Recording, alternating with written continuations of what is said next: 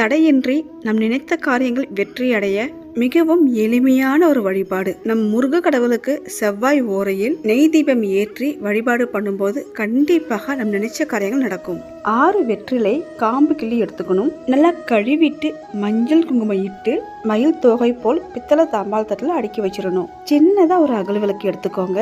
சந்தனம் ஃபுல்லா தடவிட்டு மஞ்சள் குங்குமம் வச்சு வெற்றிலைக்கு நடுமத்தியில அகல் விளக்கு வைத்து நெய் ஊற்றி பஞ்சுத்திரி போட்டு 6 வெற்றிலைக்கான காம்பு கிள்ளணும் இல்லையா, அந்த காம்பையும் அதிலேயே போட்டு நெய் தீபம் ஏற்றி மனமுருகி வேண்டும் போது நினைத்தது நிறைவேறும். இந்த தீபம் ஏற்றுவதற்கு சிறப்பான கிழமை நேரம் பார்த்தீங்கன்னா செவ்வாய் கிழமையில் வருகின்ற செவ்வாய் ஓரையில் ஏற்றுவது மிகவும் சிறப்பானது.